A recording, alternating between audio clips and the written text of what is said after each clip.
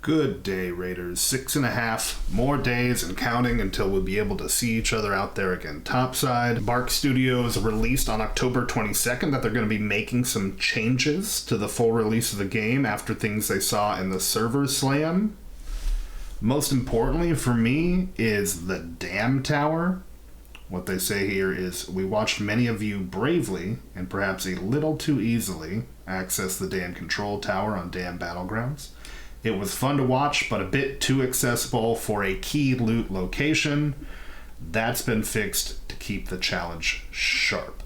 Now, this is something that I was hoping they would do, because after all the videos got out on TikTok and whatnot and wherever of showing how to do this, if you don't know, you can just drop off the edge of the top of the building and get into a room that you usually need a key for, and you can get purple weapons, blue weapons, a whole bunch of high tier loot that would usually be locked off that you'd need a key for, but all you would have to do is walk backwards off a ledge and then press forward and press spacebar.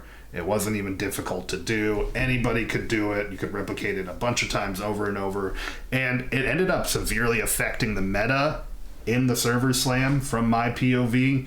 By the last day of the server slam, everybody was just running straight to the Dam Tower. I think one time I went up there and there was 7 or 8 bodies of raiders littering the staircase. So it kind of just really, I was really hoping they would fix this, because I could see the first day everybody just running straight there, loading into only Dam and running straight there to try to get blues and purples as fast as they could. I'm not sure how they've changed it. I was already coming up with ideas in my head of how they would change it, because I was hoping they would. So to see this, I think, is awesome. To see that they're on top of this and that they agree that that needed to be changed, because I certainly felt like that needed to be changed. Some of the other things changing here, the flying arcs.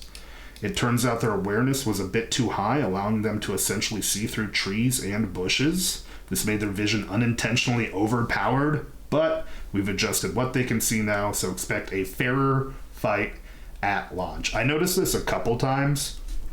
When they would detect me through the trees, I didn't have as much of a problem with it, because it was like, these are supposed to be very powerful. They did wipe out the human race. If a human can see me kind of moving behind a bush, it would make sense that these super developed arcs could as well. I think that only happened a couple times, but I definitely did get shot through a tree at least twice, like multiple trees, bushes. So that definitely needed to be fixed, and I'm glad that they've changed that, because there's just no way they should be able to perfectly track you, aimbot you through a bunch of foliage and nature and whatnot. So another great change here as well. That was something I experienced that I thought definitely needed to happen.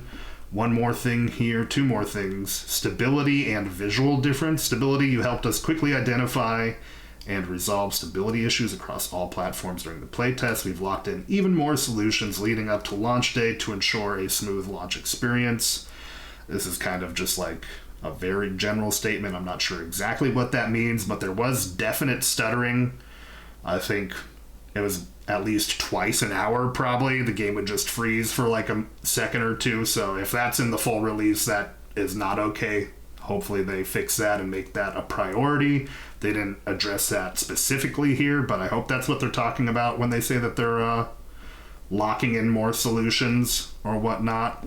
And then down here, visual difference. Some noticed a visual difference between Server Slam and earlier tests on certain hardware. The default settings did change a bit to favor more performance, and we are looking into tuning further to strike the right balance. So that kind of makes sense as well. Don't want there to be a big discrepancy in any advantage for PvP between people who have a great rig and a bad rig. So making some minor tweaks here to ensure that there's more fair PvP throughout. Just all good things. It feels like I would like a little more specifics here, because on the stability part, because those big 2-second lags are just not okay.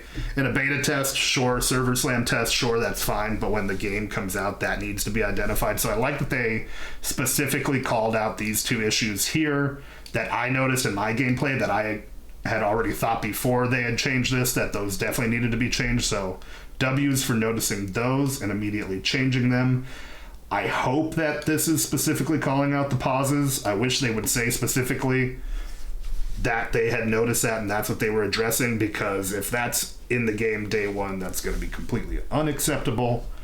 But all in all, some good changes here. I'm just really happy they did this with the dam tower, so the meta day one wasn't just everybody running to that tower. And yeah, just a W change. It looks like this game is going to be really good. Just more and more good things continue to come out. Looks like they're on top of it. It looks like they know what they're doing. It looks like they have a good feel for what their game needs upon release. So the excitement just continues to build. Only 6.5 more days. I can't wait to see you guys topside. Make sure to like, subscribe, comment. Everything helps. We're trying to get to 1,000 subs to get monetized. I appreciate y'all very much. Thank you for watching. Peace.